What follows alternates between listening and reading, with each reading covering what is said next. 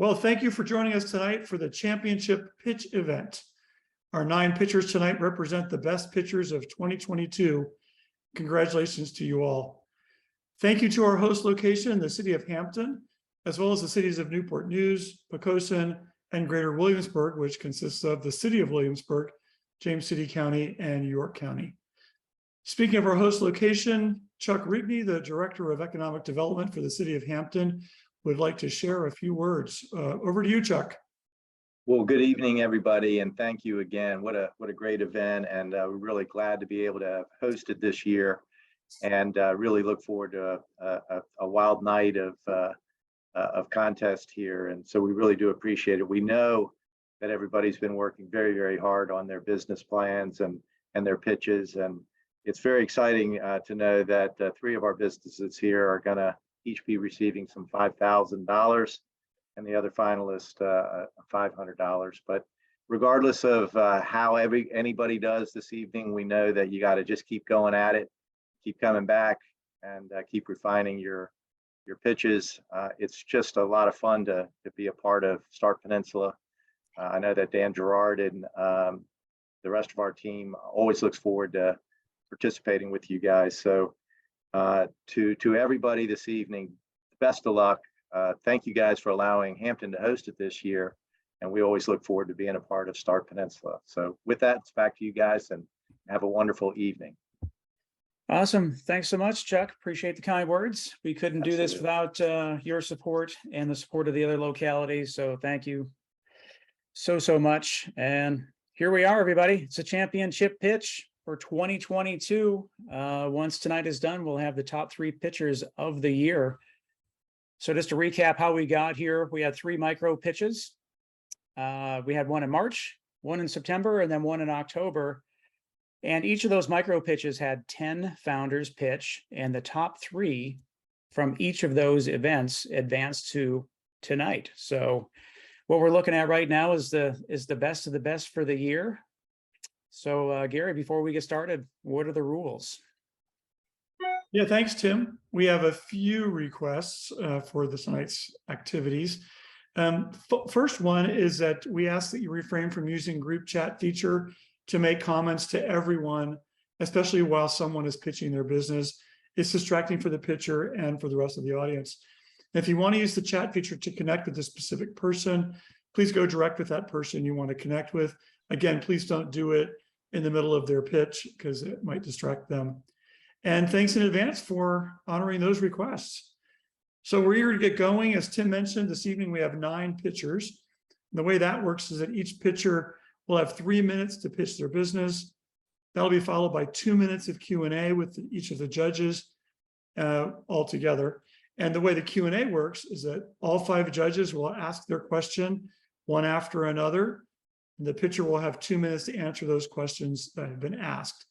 So those of you who are pitching, be sure you have a way to take notes as the judges ask their questions. And please don't start to answer any questions until all the judges have provided their questions to you. Speaking of judges, Tim, who are the judges tonight? Yeah, Gary, we have 5. Last time we had, for the micro pitches, we had 3. Tonight, we up the stakes a little bit. We have 5 judges, and the first is Eileen Brewer. Thank you, Eileen, for joining us again. Eileen is the Director of Mentorship from 757 Collab. Next up, we have Steve Du Bois, and Steve is the Managing Partner from Patent Portfolio Builders. He was a judge with us last year at the final event, and thank you for joining us, Steve. Really appreciate your support. Next up, we have Erica McManus, and Erica is the co-founder and Chief People and Community Officer at Instant Teams, and most notably, Instant Teams was a prior winner at Star Peninsula, so thank you for your support, Erica. Next up, we have Jeff Johnson. Jeff represents Virginia Tech, and he is the Director of Tech Center Research Park in Newport News, also a returning judge. Thank you, Jeff. And rounding out the judges tonight, we have Liz Pyle. Liz is from the Virginia Small Business Development Center, and in particular, she is part of the ICAP program. So we are very intentional in the judges.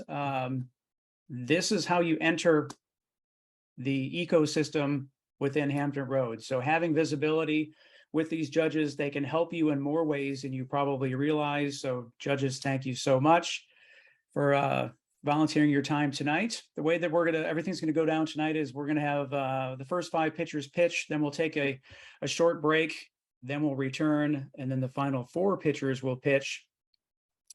Then we will whisk the judges off to their deliberation room where they can determine who the top 3 winners are going to be. And then I will introduce our keynote speaker of the evening. And our keynote for tonight is AK Schultz. And AK is the founder of SVT Robotics, also another superstar startup in the area. So it'll be awesome to hear his story. And then we're going to announce the winners of 2022. So for the pitchers, as a reminder, we know that you're nervous. This is what you have to remember to do. Unmute yourself. Share your screen to show your slides. Then once your pitch is done, stop sharing your screen. The judges are going to ask their questions. After the last question is asked, you'll address each question. Wrap things up, mute your mic, and then we'll continue on. Over to you, Gary. Okay, thanks, Tim. Let's get started. Just a quick reminder, if you're not actively presenting, then just be sure you're on mute so we don't disturb anybody who is actually presenting. So let's get started. The first pitcher for tonight is Tahjere Lewis with Aunt Carol's Sauce. Tahjere, you ready? Yes, sir.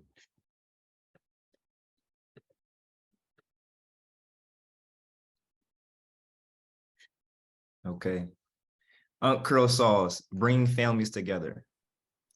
Did you know about 30% of families regularly eat dinner together in the United States?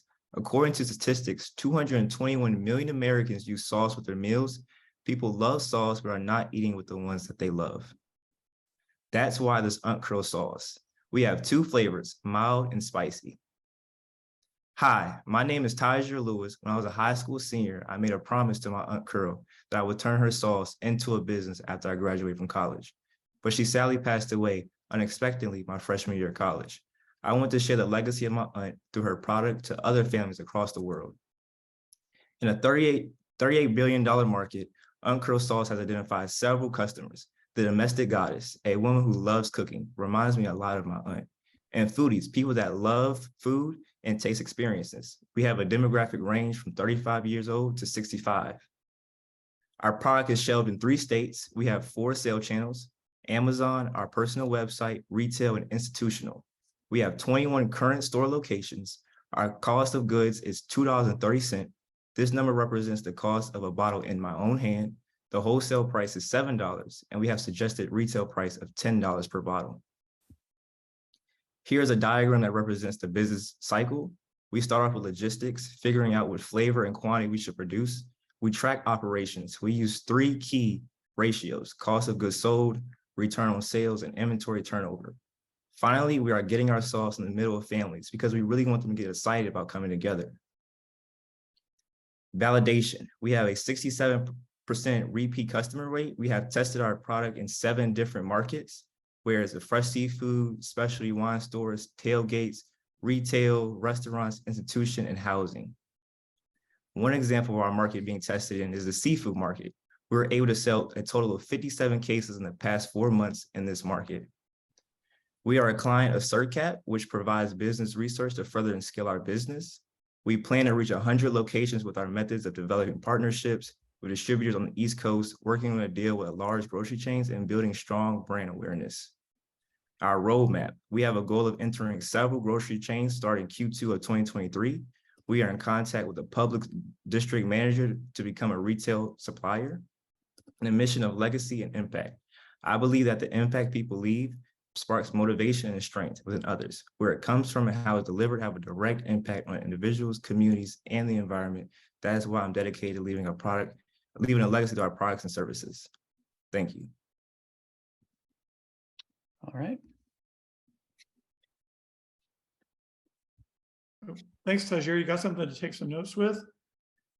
And judges, we'll go to you. We'll start with Eileen. Yeah, hi, I was going to ask him to go back a couple slides. There was something on the market slide, he put 15%. I wasn't clear what that 15% meant. Yes, ma'am. Let me share my screen. And before you answer, we'll go to the next. Yep, go to the next one. So Steve? Sure. So this is a great pitch, by the way. Really liked it. I understand that the sauce market is really big, but how big is the hot sauce market? And the repeat customer percentage is really good, but I mean, how many bottles per year do the repeat customers buy? My real question is, you're establishing a brand with a really good product. Are you going to add products to this brand? Okay, next, Erica. I second Stephen, great pitch. I'm really curious about the face of the brand. You've got a great product, you've got a great plan. Have you thought a little bit about utilizing yourself to further the branding? I think your story is powerful. You are the founder. That's what people connect to.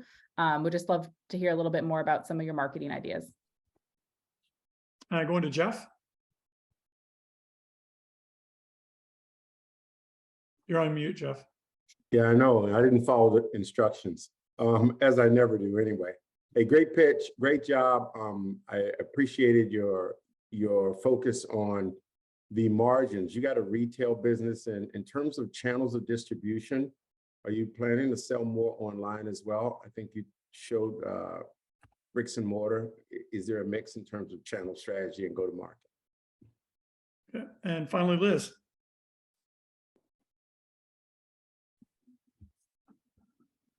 You're muted, Liz. Liz, you're muted, yeah. Yeah. I don't follow instructions either, apparently. So a great presentation, and go Hokies. I am a Hokie fan and a Hokie mom. I'm concerned about the current situation around with access to raw materials. Prices are going to go up, and you're going to have short supplies. So how are you going to deal with that?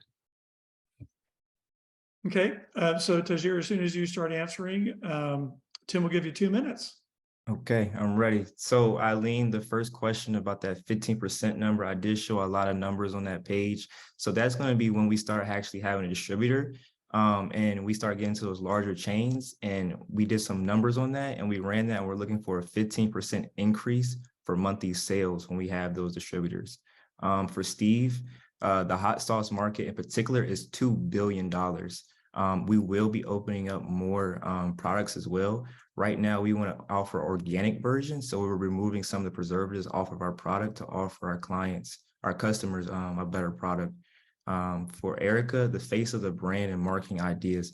So our 7 markets that we went into, we're really strategic on targeting families. One I want to point out is the housing. So I tested out actually selling to apartment places or real estate agents. So when people come into these housings, the first thing they'll see is a sauce and like, what is this sauce doing here? Most of the time, we're trying to target people that have families and putting in the different markets that actually have that brand awareness as that face of families.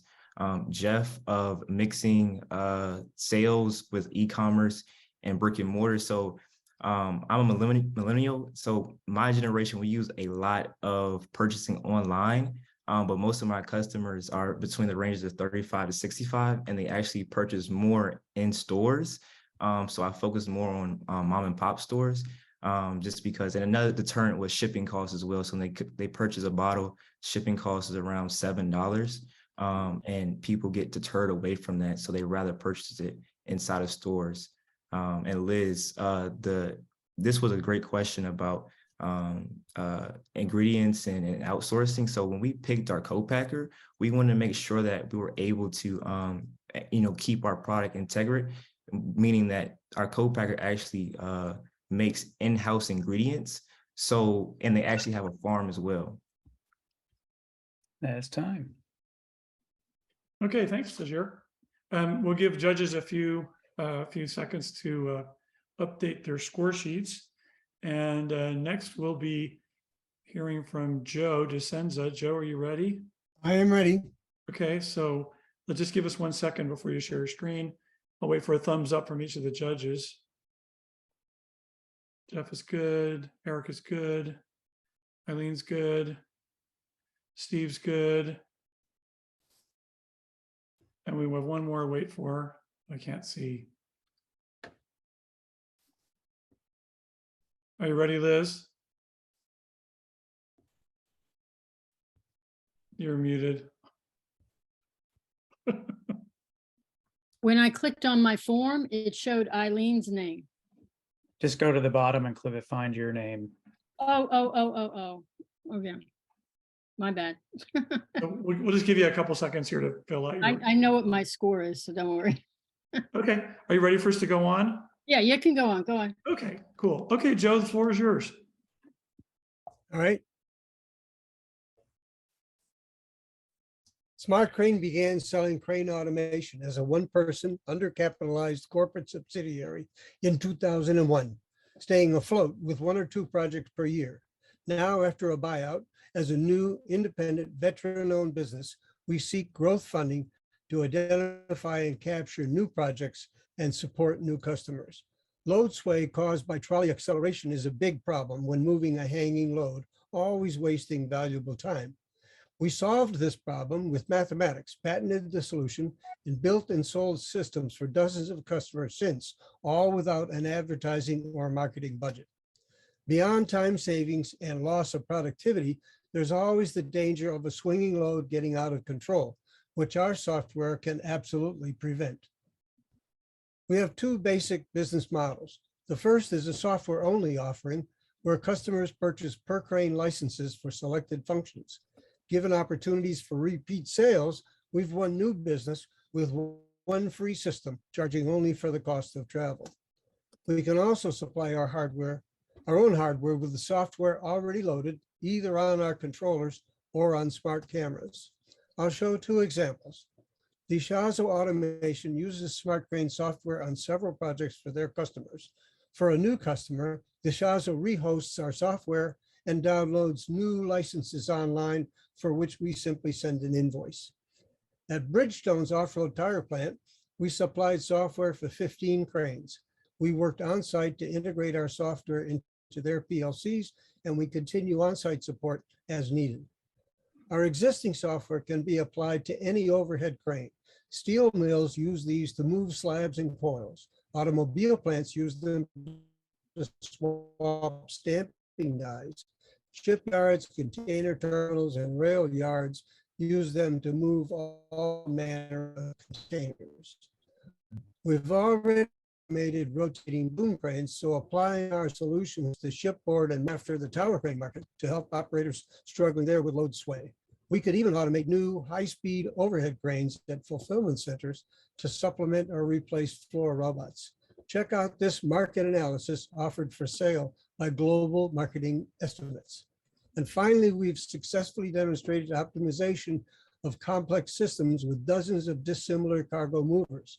Here's a simulation of real-time autonomous planning and control for a proposed fully robotic container terminal. The plan: hire marketing and salespeople with crane experience, retain an ad agency, find smart technical people, strengthen the management team, and eventually find a new CEO. Get ready to grow. And that's time. Okay, thank you. If you want to unshare your screen, That's we'll what get I'm looking the for. judges back. And judges, this time we're gonna, Joe, be sure you have something to capture the questions they ask. Yeah, And I'm all we're gonna start with Steve. Joe, good pitch. Thank you. You're welcome. I watched your last pitch, and in that pitch, you seemed to be a little bit concerned about competition. It sounded like when you got into this business, you had a pretty much free and clear path that you exercised relatively well. And so my question is, if you've got some competitive issues, have you thought any more about barriers to entry? You guys have been doing this for a long time, and you mentioned 3D motion in addition to control sway. Can we get some more patents? Okay, next we have Erica. I'm interested in a little bit more information kind of from the product development standpoint. So I noticed like 2015 is when some of the software was first being sold. What does that look like? And kind of like an agile system, are you having to consistently update and put through new updates to the customers? Is it something that one-stop shop, it's not going to change and that's where the sell happens? A little bit more information there would be great. Okay, Jeff. Yeah, your business model. Are you going to continue to sell software, to sell the maintenance of that software? What other revenue models do you have as you think about moving this forward? Next to Liz. I was curious, this is a new field for me, so I'm curious about what kind of regulatory issues you have to, hurdles you have to meet in order to put this type of software into functioning. Okay, and Eileen. Yeah, I'd like to understand more. You've been selling since 2015 and what your growth has been, maybe quarter over quarter or year over year. What kind of growth are you experiencing? And do you already have existing sales team? You're hiring sales for the first time, or you've been doing, founder has been the only person doing sales, or you've already had some other sales reps in the company? Okay, so Joe, when you start, we'll give you 2 minutes. Okay. Well, I'm going to start just with a different order. Eileen, the question is growth. Our growth has been flat basically since 2001. We've been just barely getting by with just me running everything. I write the software and deliver it and travel and sweep the floor. So our growth has been pretty much flat. It went down actually in the pandemic. Steve, yes, there's competition. Can we get new patents? Yes, patents are expensive to file. There's probably a half a dozen improvements we've made to our basic software over the years that we could patent, but we just haven't had the funds to be able to do that. Erica, the software is constantly changing because as we get new customers and we have to work maybe with some different constraints or different problems, we have to add things to our software to make it safer and easier to use and more precise. Liz, regulations, I haven't run into any regulatory issues. What I would like to do is to get the crane safety organizations to require this anti-sway to be on all cranes, no matter what, along with all the other safety regulations. And finally, Jeff, yes, there is a software maintenance issue, and there have been cases in the past where a customer has made changes to the way their cranes operate, and that requires us to go back in and diagnose the problem and then fix it and then publish a new version. And that's time. Okay, thanks, Joe. Give the judges a few seconds to update their sheets. And our next pitcher is going to be Thomas. Thomas, you ready? Yes, sir. Can you guys hear me correctly? Yeah, we can hear you. Hold on 1 second before you share your screen. Don't do that yet. Okay. I'll just get a thumbs up from each judge and then I'll have you share your screen.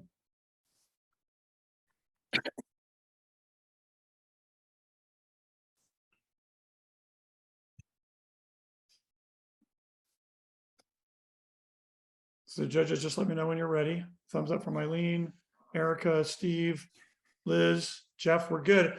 Okay, please welcome Thomas Hunter from Edenic Energy. Edenic Energy. I know it's kind of hard sometimes. It's all good. Can you guys see my screen fully? Yes. Cool, awesome. We spend about 90% of our time indoors, in our homes, our schools, our workplace, even where we shop. So it's safe to say that our environment dictates the quality of our daily lives. But many people in the world have limited access to clean air, healthy buildings, and thriving economic environments. In fact, 75% of Black and Brown people are more likely to live in these highly polluted and low-income environments. And in general, these buildings contribute to about 38% of the total US carbon emissions. These 122 million outdated buildings use 75% of the total electricity and cost building owners $400 billion annually. But unfortunately, 1/3 is wasted every single year. And this is simply because the process of greening buildings is complicated for building owners, with a lot of heads at the table, like the construction teams, the engineers, the utilities, installers, lenders, government, even the most important stakeholder, the actual attendance, we found that building owners need a different approach. That approach is Edenic energy. Think of Google Home or Google Nest, but for commercial buildings and spaces. We simply connect our software to buildings to identify, design, and manage energy efficient improvements. Take our current pilot project. We unlocked value from the start simply by collecting and organizing their building information, processing the data to execute energy and operational models for actionable steps. And right now we're on track to monitor the building for true optimization. This is predictive building management that works like Designer on PowerPoint. Now, my name is Thomas Hunter. I'm a 3-time founder with LEED accreditation and also actively completing my bachelor's in electrical engineering. So I know how to penetrate huge markets like the construction industry, but our true market is the global building retrofit industry that spends about $222 billion annually. And our current go-to-market strategy that has been successful and also proven initial market penetration is connecting with channel partners throughout our accelerator networks. And as we meet building owners, our monthly subscription makes financing easy for our customers. With our low barrier to entry, building owners can start energy improvements now. And for building owners ready for complete retrofits, we deliver financing through our shared energy savings model. Since inception, we executed research and development with the Department of Energy, conducted over 170 plus customer discovery meetings with help from our 4 accelerators we've been a part of, and received grant funding to further our development. And we are currently doing pilot projects as we speak. So we asked today to be one of the 3 winners, introductions to investors for our pre-seed round, and connections to potential CTOs for hire. We know that it is environmental inclusion that will unlock the energy transition to improve the well-being for all. Join us today so we can build paradise. Thank you. That was time. Okay, thank you, Thomas. Have something to take some questions from the judges. And Absolutely. We'll start with Erica. If you want to unshare your screen, that would be helpful. Cool. Thank you. Yeah, I'm really curious about the actual business model. I saw your pricing in the different categories. If that is one building, so let's say you have a building of 20 units versus a building of 2,000 units, like does your pricing also scale to really capture that revenue potential between the different types of buildings? And over to Jeff. Yeah, again, it's clear you're very seasoned in terms of delivering the pitch. So congratulations to you on this. My question to you is the actual traction for this product. Have you actually installed, or do you have proof of concept around this? I couldn't really discern whether this was something you would get ready to do or something you already did. So if you could talk to me about traction, that'd be great. And over to Liz. Yeah, you've definitely identified a really hair on fire problem. But my question is how are you're talking about very large buildings. How are you actually tapping into them? Are you tapping into their circuit breaker system? Is that a whole building, or is that if it's apartments, are you having something installed in each apartment? So I'm curious as how you're capturing all that data.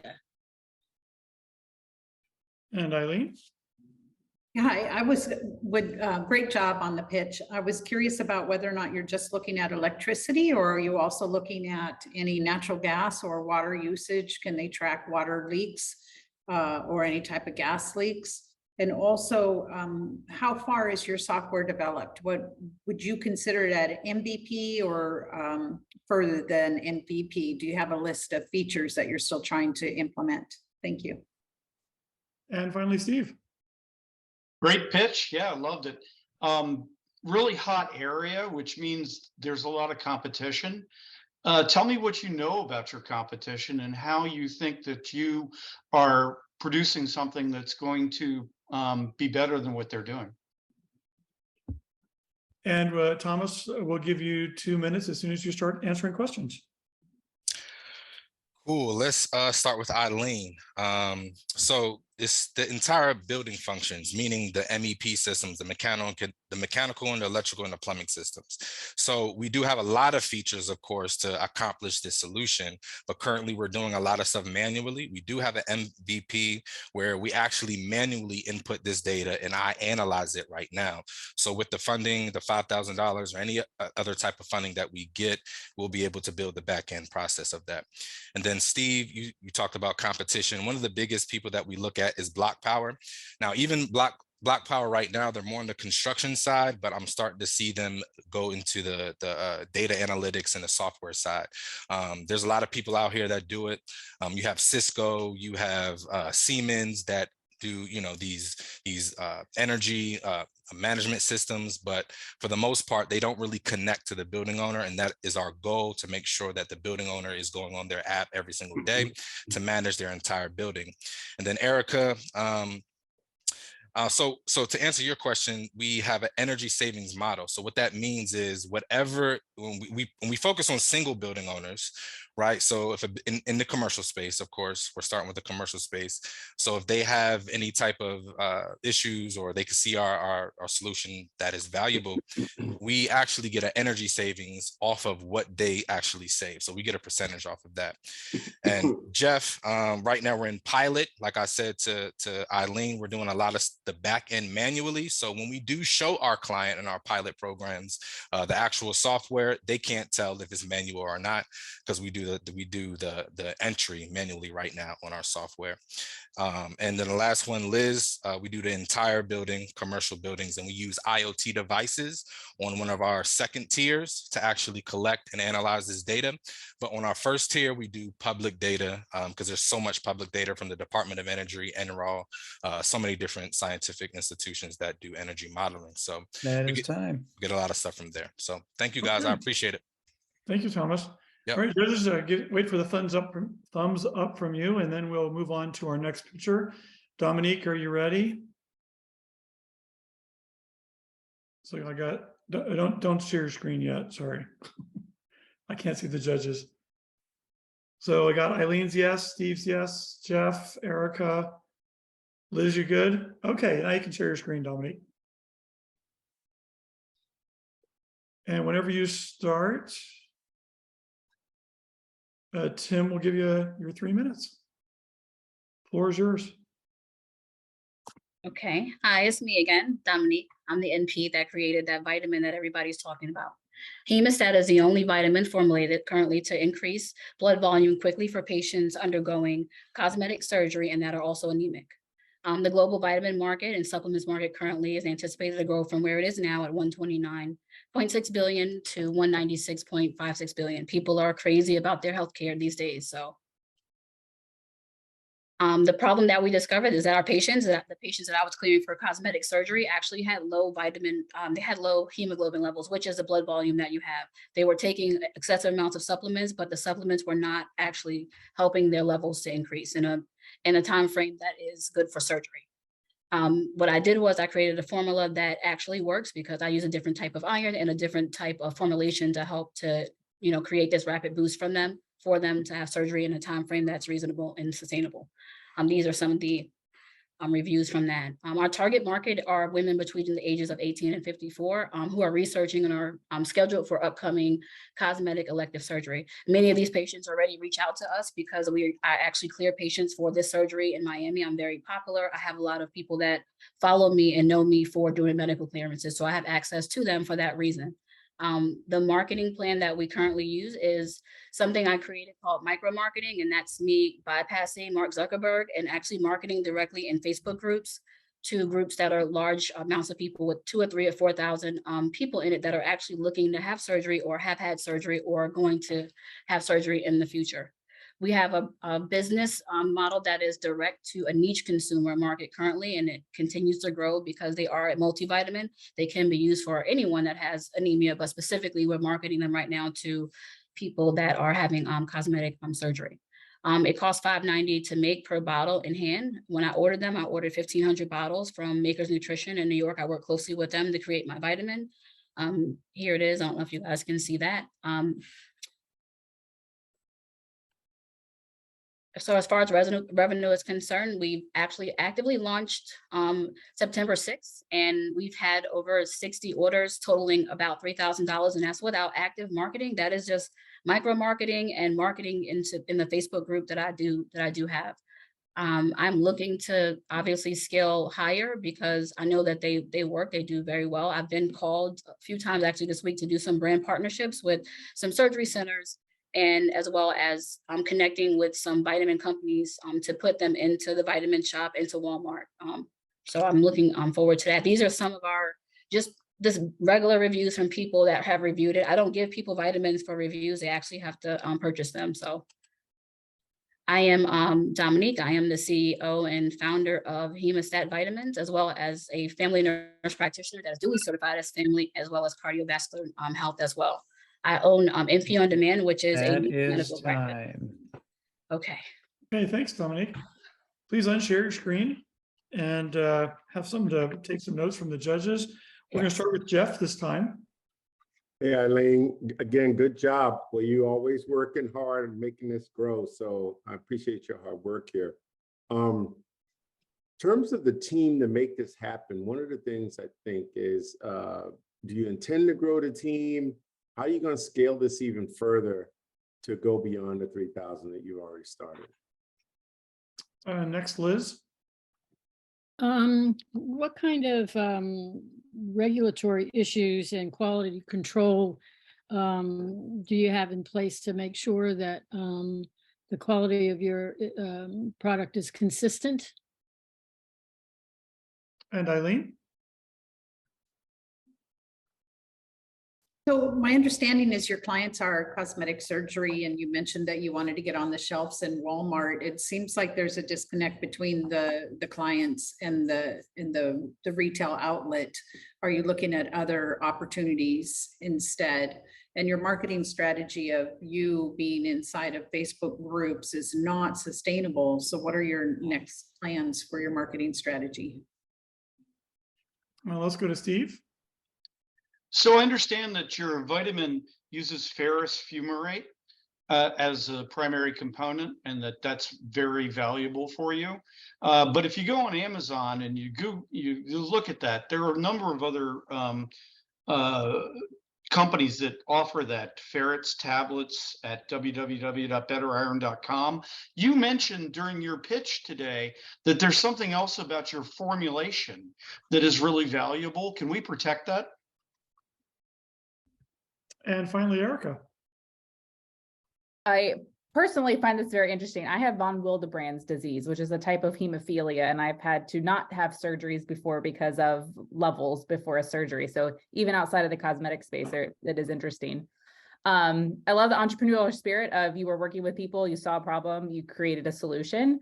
That takes me back to where that problem started, which was within the facilities, right? People being rejected from surgery because they weren't meeting the levels that they needed. Is there potential to work with cosmetic surgery chains, providers? Is there more of a bulk option where they're becoming your reseller for you right in the hands of when they need it? And just a little bit more of thought on that. Okay, so Dominique, you have 2 minutes when you start answering, and floor is yours. Okay, so to answer the first question, so my team consists of myself and my receptionist, and me and her, we do our vitamin orders pretty much every day. I do have intentions on scaling it more and adding more people to the team so that we can grow. Obviously, to add FTEs, you need to have revenue. So I want to make sure I have the revenue to be able to do so. Regulatory issues, vitamins are not FDA approved. However, the process by which vitamins are created, the chain, the custody chain or the supply chain, that is FDA regulated. So Makers Nutrition has a standard that they have to follow. And that's why I work with that particular company in New York, because they have very good standards of quality assurance and those type of things that fall under FDA guidelines. Just because it's not a prescription, it is still going in your mouth. So the FDA does do inspections and things and on-site things for that particular plant that I've chose to work with. Let me see, client versus retail. So the thing about it is this is a multivitamin. So I market it to these patients because I'm with them, but I have patients that are not going to have surgery that take these, that don't have to get iron transfusions because it works very well. So it has the potential for a lot of growth because of that reason, but I don't want to put it out there and I don't have a person or a group to market it to off the bat. I think that wouldn't be smart, kind of spreading myself too thin with that.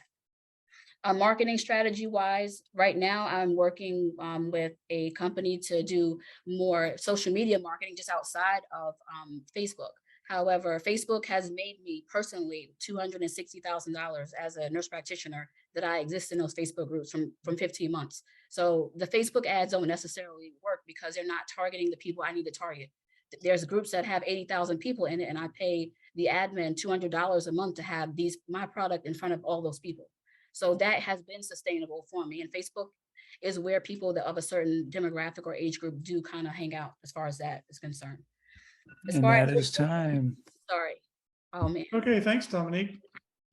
Dominique, judges? if you did not get to something, you can always send that answer in chat. I absolutely will. Thank you. There you go. Judges, let's wait for thumbs up from judges. And next up is Levi Johnson with NerdFlex, but don't share your screen yet, Levi. And just wait for the judges. Erica's on. Steve's good. Jeff is good. Eileen's good. And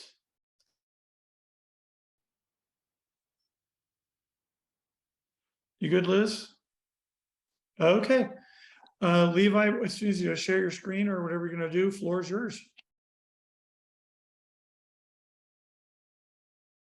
You're muted. No. Yeah, go ahead, Levi. Okay, cool. All right. Superman, Spider-Man, Goku, and my favorite, Wolverine.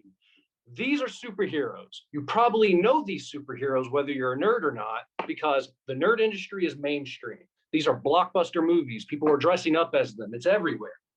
But what you probably don't think of is fitness. When you think of the word nerd, you don't probably think of a fit person. So my company is going to change that. We are literally going to bridge $2 billion industries, the fitness industry and an industry you probably don't know of called the cosplay industry.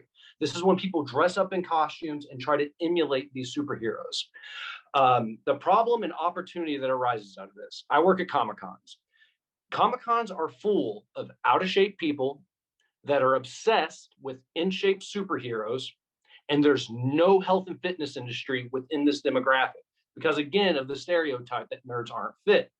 So my company is playing the bridge to this. And to kind of give you a better idea, because I know if you don't know the crowd, you probably have a hard time wrapping around what it could look like. I'm going to share this video with you.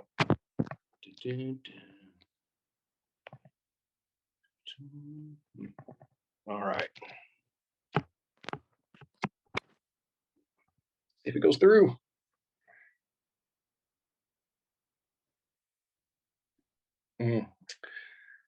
All right, video is going, problems, it's okay. We dance on our toes here. The video just literally deleted itself. Wonderful. No big deal. But here's the thing. My company's blowing up fast. I've been doing it for 2 years now. We just got a deal with MegaCon. We're doing on tour with them with 22 shows in the US, Canada, and Mexico. We just did a first celebrity endorsement with WWE champion Braun Strowman. My company is blowing up fast and I need mentorship. I don't care about the money. I don't care about anything else. I have $1 million company that can take off if I don't mess this up. We have sold over 500 t-shirts. We have sold over 200 pairs of sweatpants. I've made $22,000 in profits the last time I competed on the show. And I just hired my first 2 employees. Azura Cosplay, who is a supermodel with 250,000 Instagram followers. She is a cosplayer that did her own Instagram, her own fitness thing. And we have a PhD who did exercise science, who also signed up. These are people that are nerds and they're fitness experts. And I'm so proud that we can bring this idea into an untapped resource. So what I'm looking for is to maximize these profits. We are working on an app right now for monthly subscriptions, and we're doing online coaching, which is all minimal overhead, and we get to maximize our profits. That's where NerdFlex is at. And if you guys have any questions, I'd love to answer them. And that's time. Okay. Thanks, Levi. Yeah. You got something to capture some questions? I sure do. We're going to start with Liz. Interesting presentation. Too bad we couldn't see your video. I know, it didn't link up. I'm so upset. So I want to know, there's tons of fitness and nutrition platforms out on the market. So what makes yours different, other than the fact that you are now targeting a nerd population? And Eileen? How do you grow exponentially? Like, are these fitness centers, or is it 100% online, or is it physical spaces that people come into? Steve? You know, I've heard this pitch or part of it before, and I want to not like it, but I love it. I really do. And I want to sort of copy what Liz said a little bit. I mean, your niche here is that you're in this nerd space. It's not that you're providing any kind of new way for fitness necessarily or anything like that. So when somebody else, if this is a great space to be in, figures that out and moves in, how is this just a first mover play, or where's your barrier to entry? Erica? Big nerd and gamer household. So totally get the branding and the concept. 2 teenage boys gaming all day. I get the health components, and the conversations are constant.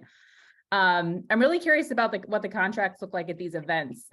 Big events are big potential in the business space, and I'm just wondering how are they pilots? Are you capitalizing on those? What have those profits looked like? And if you see that as a top revenue source, as you're diversifying, or will you be focusing that in more of the app or the other options? And Jeff?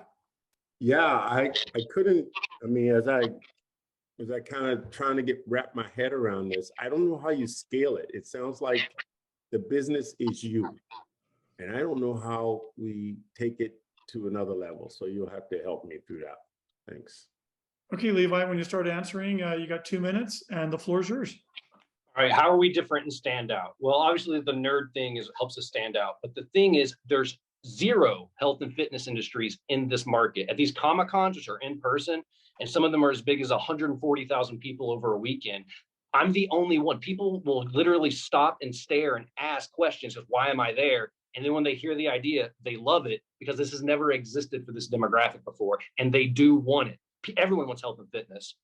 Number 2, we are online. That's how we make most of our money. We do now monthly subscription fees. We do online coaching, which we charge $300 a month for, and you have to buy a minimum of 6-month packages. We sell those a lot now, so much so that I had to give them to my online trainers. That's why I hired 2 people so I can run the business.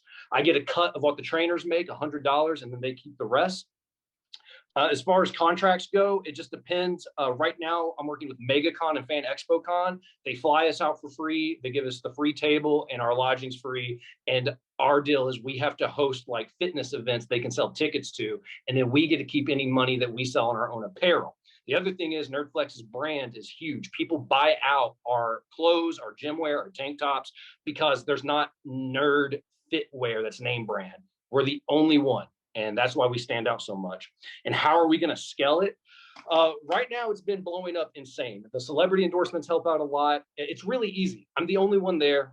The fitness world is really huge, and now everyone's keen to it. And these Marvel movies make everyone a nerd. So it seems really cool that there's a hungry demographic for it, and they want to do this. And that's why I've been so busy with my company. So if you need a personal trainer in the nerd market, get NerdFlex. You know you want to. And that's time. Great. Okay, thanks, Levi. The judges will give you a few seconds to update your forms. Our next pitcher is going to be Dennis Woodbury. Dennis, you ready? Don't share your screen yet. Just want to make sure you're ready. Right now. You come right now. So hang on, Dennis. Let me just wait for judges. I got Eileen, Erica, Jeff, Liz.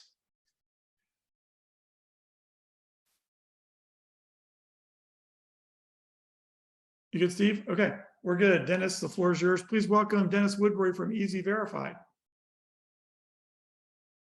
You see my screen?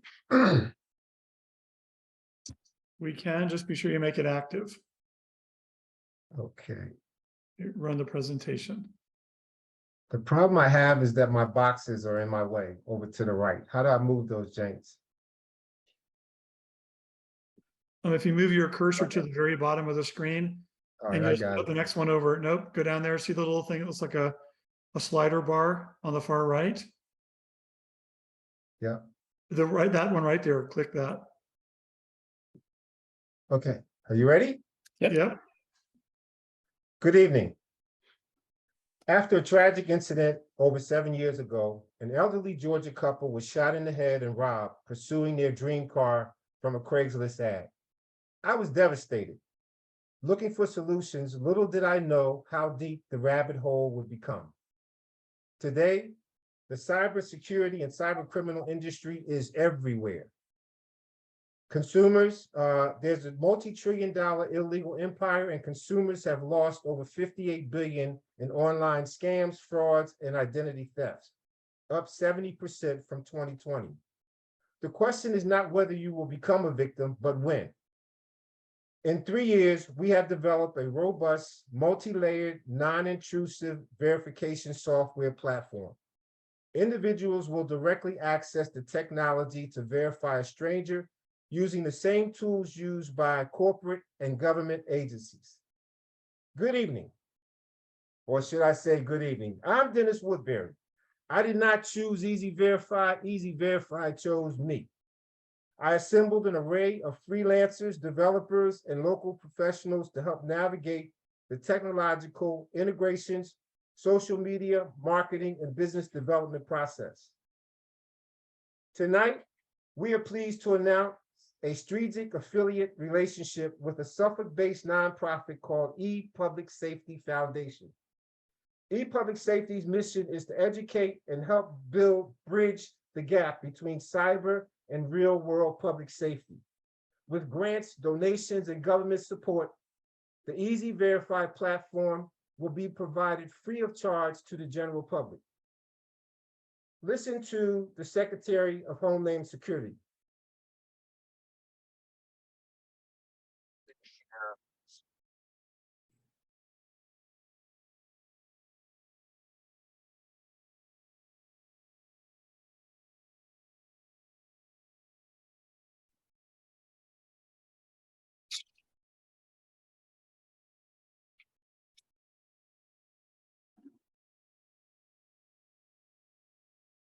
To network with local communities and SaaS business development model will rival a 2021 Virginia-based startup called ID.me. ID.me has validated the identity software industry with a $1.5 billion valuation in 2 years. In closing, I thank you for your support and look forward to any opportunity to provide our services to the Hampton Roads communities. Help us be a part of the solution. Visit our network at eZverifi.com. Thank you. That's time. Okay, thanks, Dennis. Please unshare your screen. And we're going to start this time. Be sure you have something to take some notes with. Yes, I do. Okay, and we're going to start with Eileen.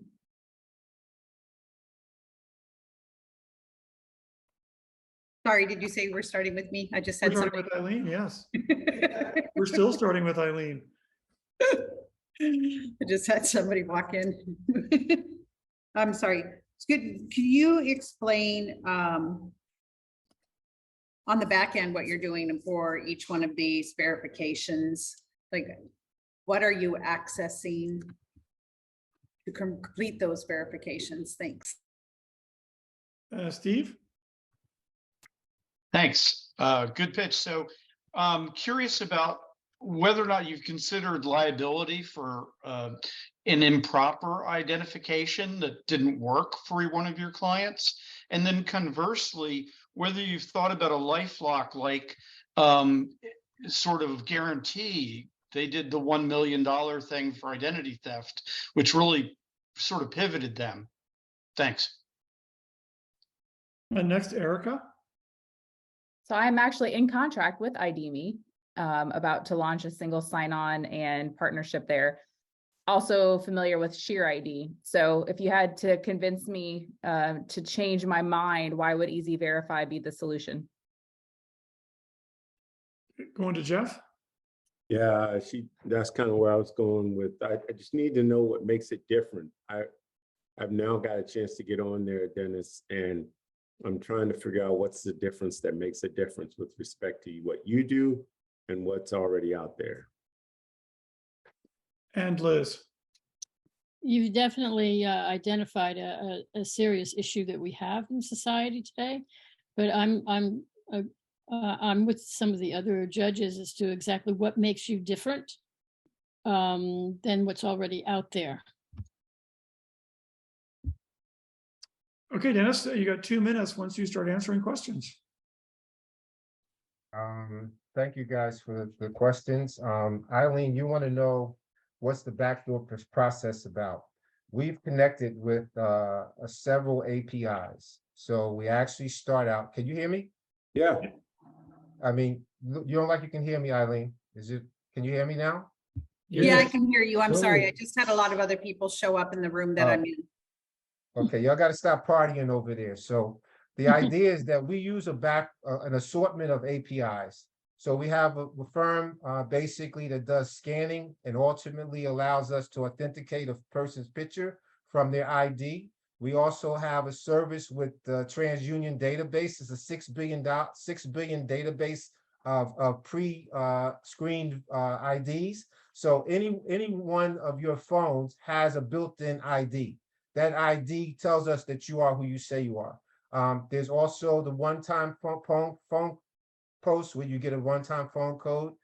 So there's a number of services that we've integrated into making eZverifi different than our competitors. For all practical purposes, Steve, you want to know about the liability.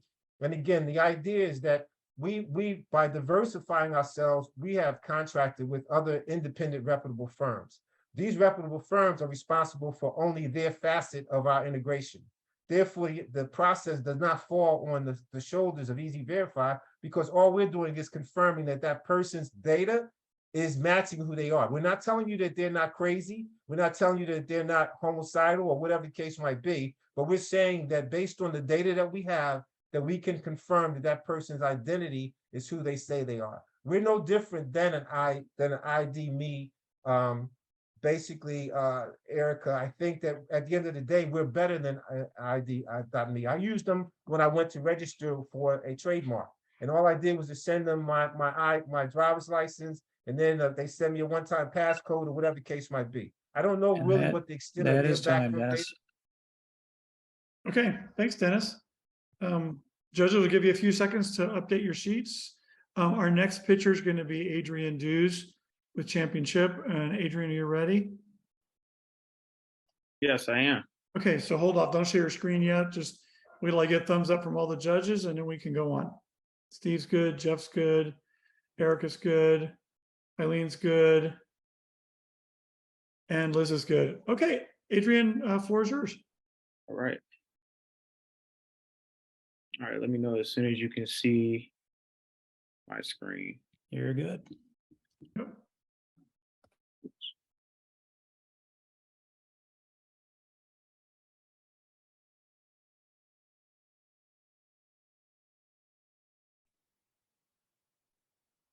All right, accessibility, convenience, and ease. These are the three essential components that the sports betting industry is lacking.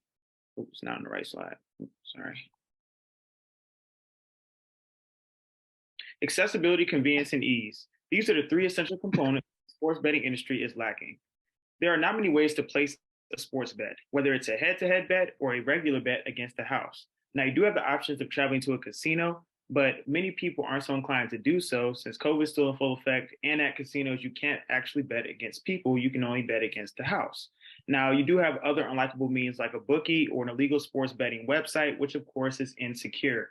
Now, people do use fantasy-oriented websites or applications, but these can be very hard to navigate through, and not to mention they do not offer head-to-head betting solutions. So our solution is ChmpionChip. Our premier software will allow users to place their bets securely, legally, and from virtually anywhere. accessible, convenient, and easy. Now, our software solution will be the first to offer head-to-head betting solutions, and the rest of our features will be industry standard or better. And these features will include a sportsbook offered through a partner, gaming, trivia, and more. So our users will be able to place their bets in just a few simple steps. After depositing the funds into your in-app wallet, you'll simply pick your competitor, choose the sports game that you're willing to wager on, enter the wager amount, and then send your bet request. And we have divided our tiers for our service fees into 3 separate tiers. Starting with the minimum of $10 to $20, we charge a 5% service fee. $21 to $99, we charge a $1 service fee. And from any bets of $100 to the maximum bet of $10,000, we charge a 1.5% service fee.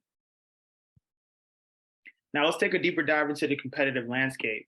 As we can see here, ChmpionChip is the only solution that is complete. DraftKings and FanDuel, they basically have a really, really hard platform to navigate through, especially for the beginning bettors. And Bovada and other offshore enterprises experience website crashes and payment issues. So at ChmpionChip, we'll use the highest financial products to ensure that we do not encounter these issues. So the Isle of Man entry point.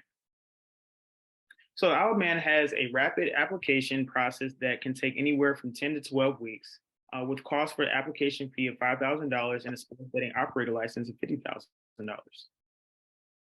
As one of the oldest and most respected online gaming jurisdictions in the world, online gaming represents 21% of the country's GDP, representing a total of 1.1 billion of a total GDP of 5.3 billion. And the United Kingdom Gaming Commission also allows any company with an Isle of Man gaming license to also service the UK and neighboring islands as well. And that is time. Okay, thanks, Adrian. If you want to unshare your screen, we can get to our judges. Make sure you have something to capture their questions. Sure. And we're going to start with Steve. Great. Thanks for the presentation. Really appreciate that. So it sounds like a lot of what your value proposition here is making things simpler for bettors that are novices. Could you just give me an example of if I wanted to bet $50 on the Dallas Cowboys, how your system is so much simpler than all the other guys that are out there doing it now? Next to Erica. I'm curious about kind of the financial processing on the back end. Are you working with something like Stripe? Are you working directly with a specific gaming financial institution, just to better understand what's happening there? And next to Jeff. Some of these competitors are huge, and I'm trying to make sure I understand the moat around your technology that would keep them from, going after you in a pretty big way. Liz? Yeah, just to piggyback a little bit on Steve's question, how many actual customer discovery interviews have you done to verify that there is this incredible need for this type of an application? And Eileen. Others stole my question, so I'm going to come up with could you talk about your software development? How far are you done with that? And I think that you had mentioned that you had talked to some sports teams. What's the status on that? Okay, Adrian, when you're ready, Tim will give you 2 minutes to answer the questions. All right, awesome. So let's start with the boys. So I'll give an example of a Dallas Cowboys bet. If I'm a Lions fan, which I am, I bet you $50 that the Lions will beat the Dallas Cowboys. They're probably not going to beat them. So in this instance, we deposit our money into the in-app wallet. And since the Cowboys would win, this will go in tier 2, which is a $1 service fee. And I pay that $1 to ChmpionChip. You pay your $1 to ChmpionChip up front. And then that $100 will go to your account and you will be able to access it from there. Now, in terms of a payment processor, we will be going with Stripe. For our MVP, though, we're using Play Money, so that way we can be accessible throughout the whole world. And so the competitors are huge. We're looking at putting in a provisional application, also getting an opinion letter from the USPTO to be able to protect our IP from there. But we are the first application that does peer-to-peer betting for social impact. And for customer discovery, we have done 50 interviews. We talked to many people who are sports fans. Our target market is actually a radical sports fan. We figured out that customers actually spend extensive amount of time understanding sports books, or spend an extensive amount of money paying to understand sports books. So that's one thing we've learned from that. And in software development, we're going into the iOS and Android Google Play Store to get approved as of right now. We raised $54,000 in capital. And as for the sports teams, we have talked to 7, and they are extremely interested in ChmpionChip because a lot of their teams are just now getting legalized, and they want to be able to cater towards novice gamblers. So that way they're able to kind of increase their viewership and fan engagement from there. Those contracts are ranging around $100,000 up until $1 million, depending on the league and the team. And that's time. Okay, thanks, Adrian. We'll give the judges a few seconds to fill out their forms. Our next speaker is Timothy McDaniel with Spare Change. Tim, are you ready? Don't share your screen yet. I can't see the judges, sorry. So we got Steve's good, Jeff's good, Erica's good, Eileen's good, and Liz is good. Okay, Tim, the floor is yours. Right, can you guys see my screen? We can. Okay. Someone dies by suicide every 40 seconds. Financial difficulties increase the risk for suicide. 95% of Americans say they feel some degree of financial stress. It could be a vicious cycle where financial stress contributes to psychological stress and vice versa. 85% of our money decisions are emotional. What happens when you isolate people for 2 years and increase the prices of everything? People are lonely, stressed, and lack meaning in their lives. Money greatly influences our self-concept. If you don't love yourself, you'll act in more self-defeating ways. There are plenty of fintech apps, but not one for mental health. Introducing Spare Change, an app that helps people donate to nonprofits and feel good about themselves. The user takes a survey about what causes they care about. The app will ask the change agent how they're feeling every day. Next, the changer can draw how they're feeling using pickles interfaced into the app. Journaling will also be an option. The app keeps track of your mood and regularly shows you positive affirmations. There will also be meditations about money and mental health.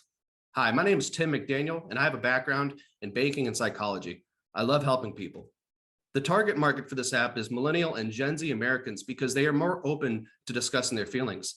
The data we get will allow us to help those in older generations as well. There will be basic lessons about money and mental health in the app. The niche market is men because they tend to downplay symptoms and are reluctant to talk due to social norms. 1/4 of all profits will go to help poor women and minorities. There is a cultural stigma surrounding mental health care, discrimination, and overall lack of awareness about mental health. This app would make money through subscription revenue. Using roundups, regular contributions, and one-time contributions, people could save and donate money. The mood tracker will be basic at first and try to help the user more as we invest in development. I've already found meditation content creators. We need only 70,000 customers at the $2.99 a month to make $200,000 a month. People like apps that help them with their finances and mental health. The mental health, nonprofit, and fintech markets are all growing. Everyone I've talked to about this idea gets very excited. I tested the mood tracking concept on a decentralized social media platform, and people really liked using this feature. We might make an exclusive online community for customers, but the goal is to get more people to go into therapy and talking about money and mental health. Giving can lower blood pressure, increase self-esteem, and reduce stress and depression. People tend to be happier when they give money to others than when they spend it on themselves. The pleasure centers in the brain are as activated when we see money go into charity as when it's given to us. I already have a team that is helping to develop this app. We have other people helping too that are not shown here. I'll be starting an incubator next month. The $5,000 would help us finish the prototype phase and create an MVP. We're going to bootstrap it, keep it simple, and be agile. The AI will try to detect how to best help the agent of change. Spare Change will eventually encourage face-to-face communication through volunteer opportunities, networking events, and 12-step groups. Eventually, you could donate to people in need similar to GoFundMe. Together, we can change the world. Thank you. Perfect timing. Okay, thanks, Tim. Judges, Tim, you got something to capture the questions? Yes. Okay, and we're going to start with Erica this time. So I see where you're going, but just in the story form of the pitch, I'm still missing the connection between the donations and the wellness tracking. So my hypothesis from the few minutes I heard was that you're trying to connect the dopamine hit to the behavioral outcome of feeling unhappy or disconnected or depressed. So if you could just sum that up for me in one sentence really clearly, that would be great. Okay, next, Jeff. I'm not really sure. Again, great job with the pitch. I'm just not really sure why I should use this method to give versus all the other ways that I give. Liz? Yeah, I'm a bit confused. I know there is a mental health issue play here, and I know that people's relationship to money affects their mental well-being, but I don't quite see the jump to donating. I need to have that connection, like Erica was talking about. Eileen? Similar questions to the others. It sounded like one of the issues that was causing the stress or depression was their financial status, but then we have an app where we're asking them to give money to others. So I feel like there's a disconnect if I understood it correctly. And Steve? I'd just like to follow up on the customer validation part of it. You said you've talked to a number of people that thought that this is a great idea, and obviously it's a really impressive idea if you can make it work. But I mean, how many of them actually told you they'd be willing to pay $5 or $10 a month for this? Okay, so Tim, the floor is yours. When you start answering, you get 2 minutes. Hey, thanks, judges. So why this app? People, because of just the stressors in the world, we're not allocating our funds properly in the best way. It's really to dull, can you hear me? Yeah. Yeah, it's to dull the stress and the isolation. And so we're just compulsively on technology and, you know, it for the cost of like a cup of coffee or something where, you know, just automatically spend that money. If we could just allocate some funds to helping others, and this app cares about the user experience. Think about Facebook, but not misusing your data. And it could be interfaced with like a person's therapist, so they could see, you know, if someone's bipolar and has a manic episode where they're spending a lot of money, well, the therapist will see that. So insurance companies will like that if we demonstrate that this does help people's physical and mental health, because we know that altruism is good, that, you know, people would be willing to, you know, spend that money for the exclusive community, the meditation, the social encouragement, you know, just an app that, you know, is just like, great job donating. You're awesome. You're worthy. You belong. The things that we have difficulty telling ourselves.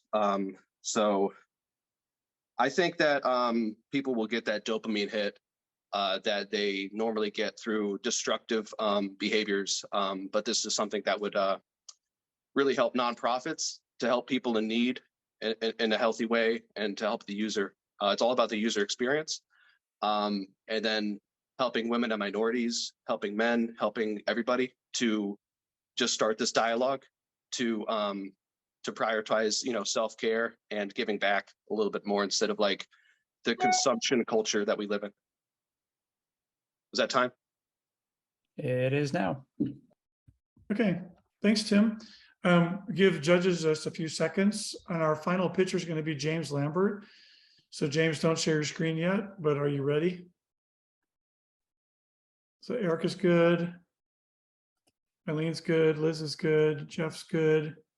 And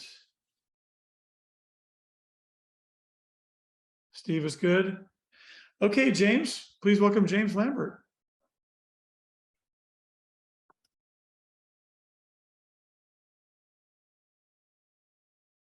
It always helps to unmute yourself. So what would you say if I told you that the youth within the African-American community stand to have less wealth 10 years from now than they do today?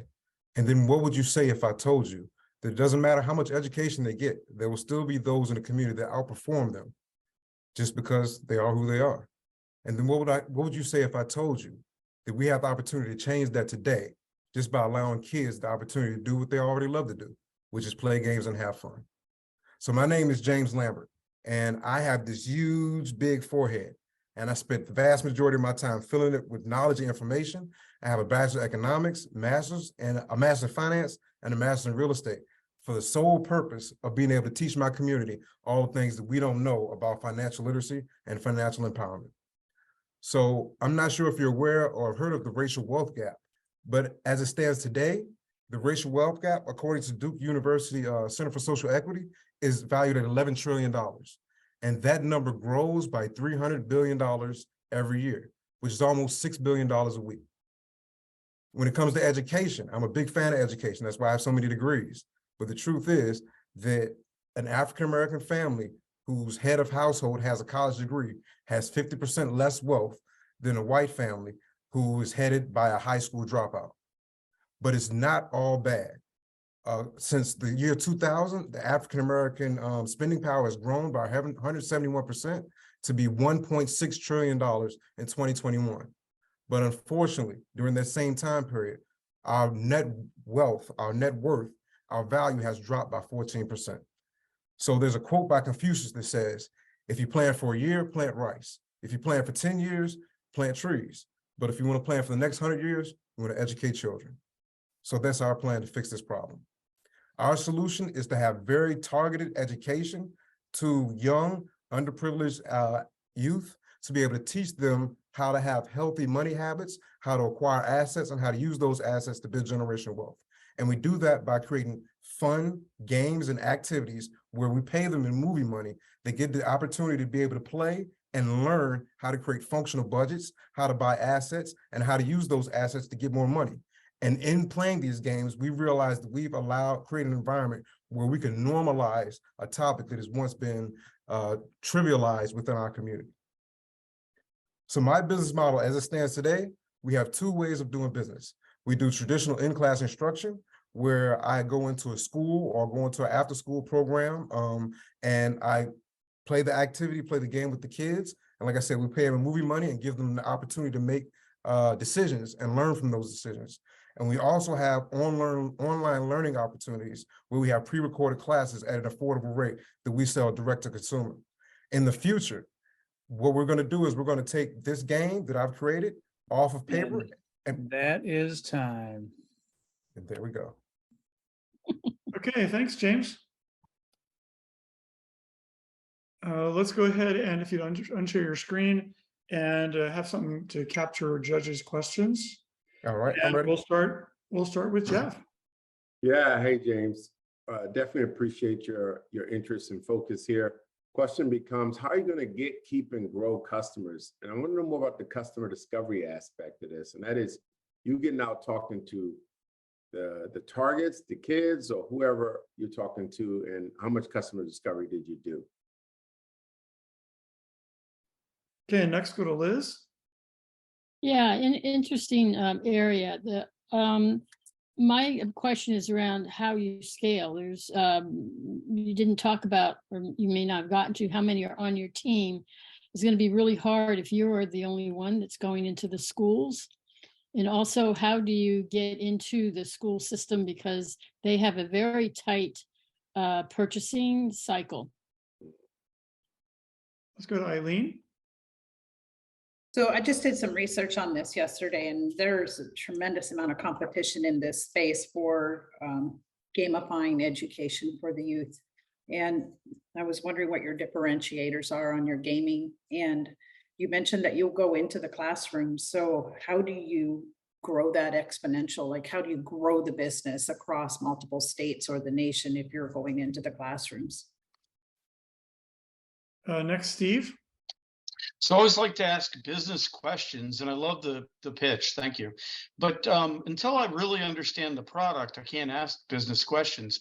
Can you give me just a 5-second answer on what a game situation looks like? Like what's a turn in this game? What does that look like? And finally, Erica. Yeah, second time I've heard the pitch, vision, mission, passion. I love it. Second time around. But the after hours judge deliberation was really around how does this make money on the last competition. And so I think you did a good job of showing diversification of different opportunities, but still no price points. So what is it that even if you're not charging yet, how are you going to make money? What do those price points look like? Okay, James. So as soon as you start answering, you have 2 minutes to answer those questions. Floor is yours.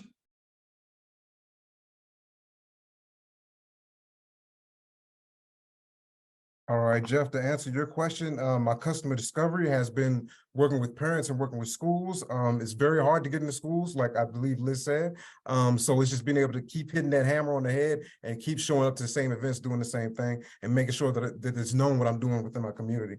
When it comes to scale, Liz, right now it's only me, but one of the things I didn't get a chance to talk about was in the future, we're planning on doing apps. So phone apps for the kids can actually download the game, be able to play on the phone. And we're also planning on doing SAS, which is software, selling the software to the schools. That way we can get integrated in the schools and essentially take advantage of the world being flat and be digital in that way.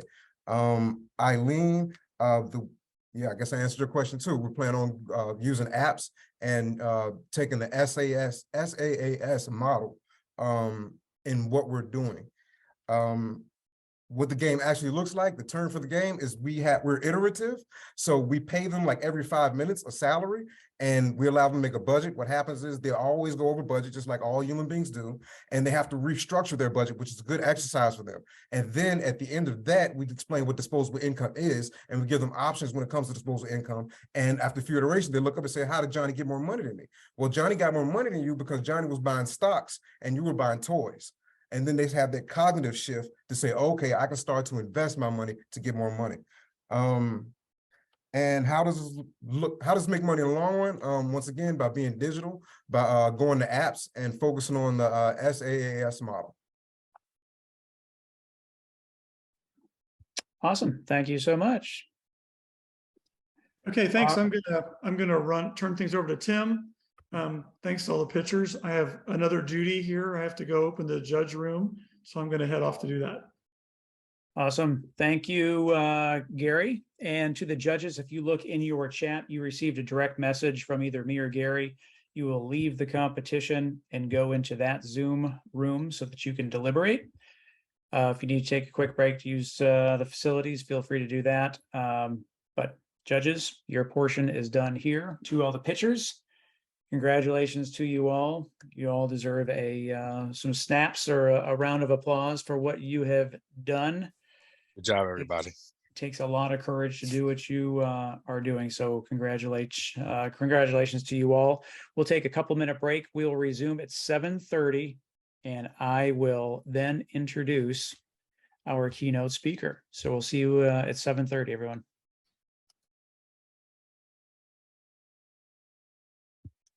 All right, everybody, welcome back.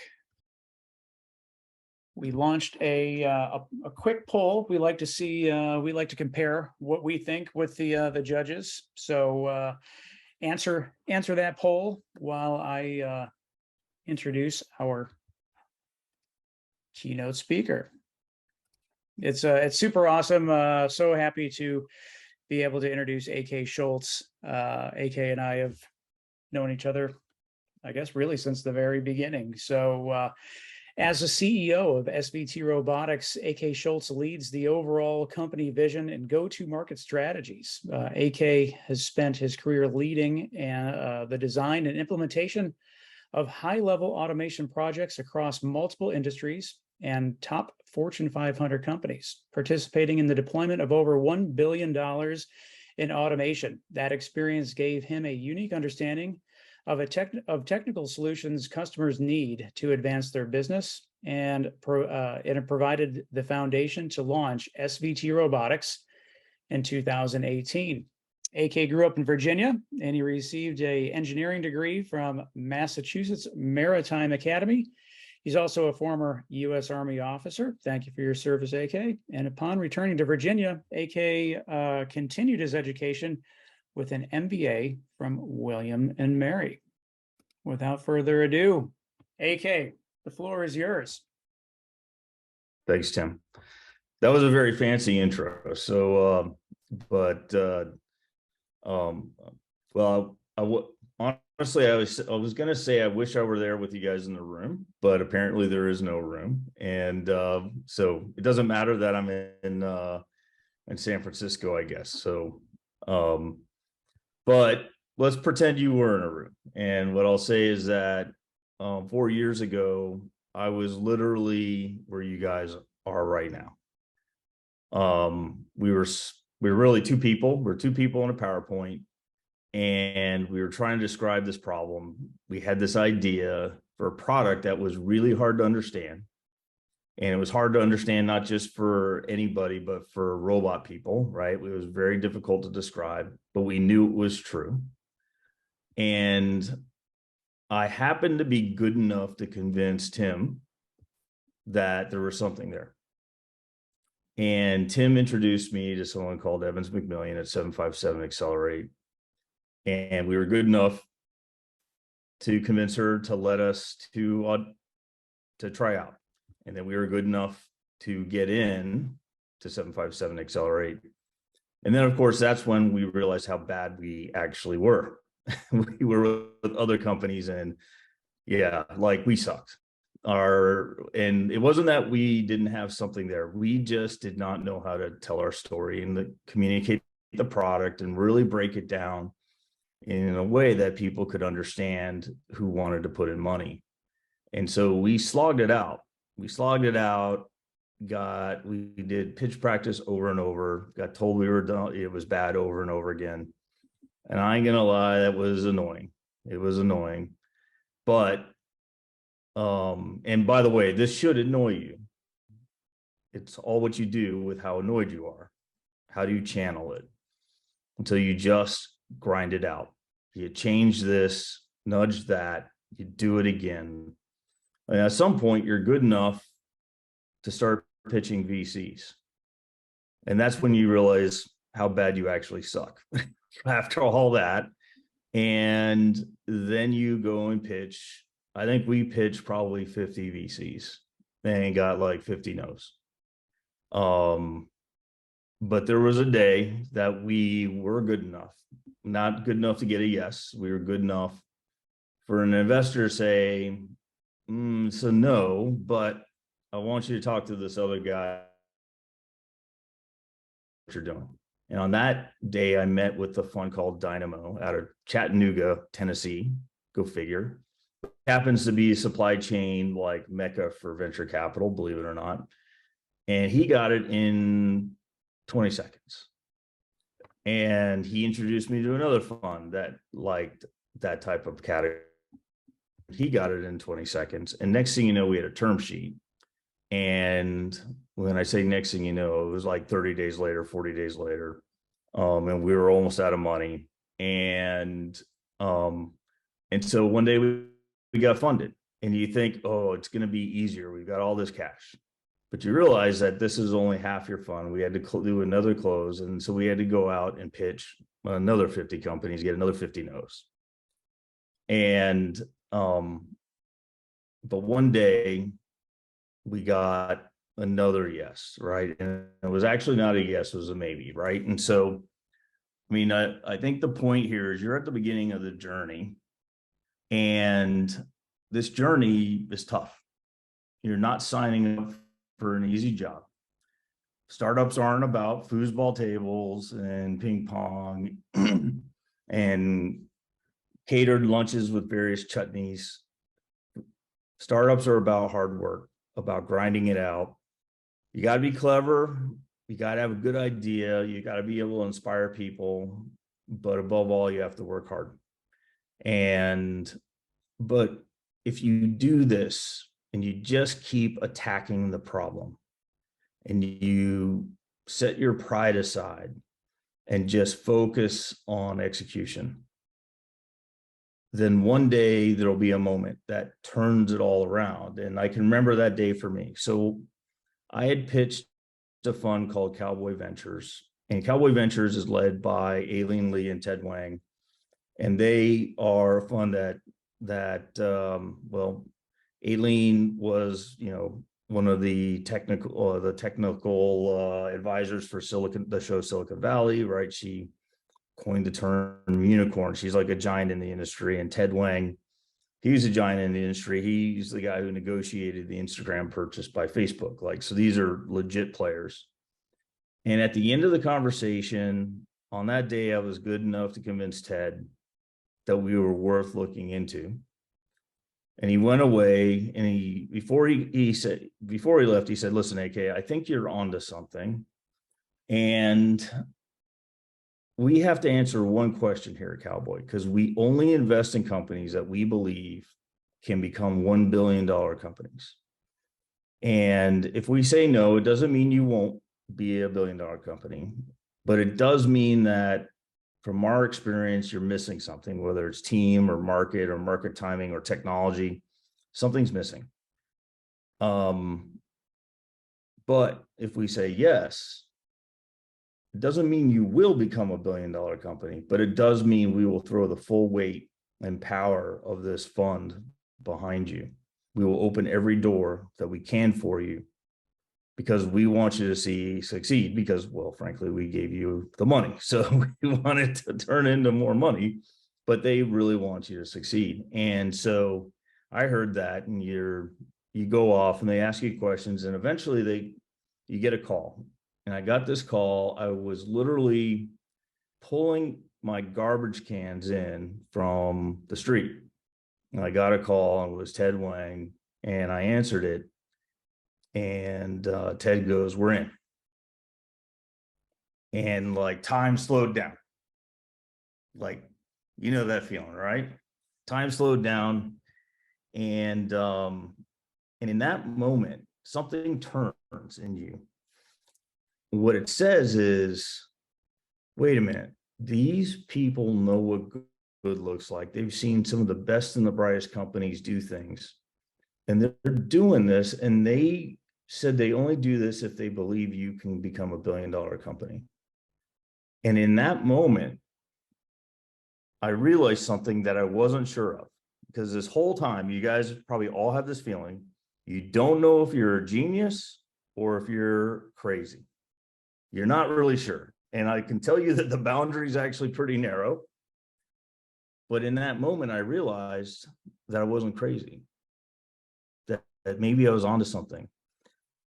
And the money is important, but I can tell you that the moment somebody like that tells you you're onto something, it releases something inside of you that makes you just swing for the fences.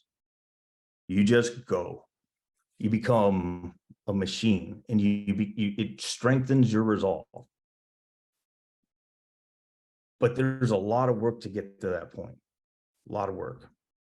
And you've got to, you want to skip to the end, right? Everyone wants to skip to the end, but usually you can't. You got to go through these things in order to get to where you're going, and you'll be better for it if you maintain a humble, hardworking, blue-collar attitude about it, and just keep driving. Doesn't mean you're going to get there. Most companies don't succeed on their first go. Most entrepreneurs have to fail a few times. It's just the nature of the business. But every one of these experiences is something that you build upon.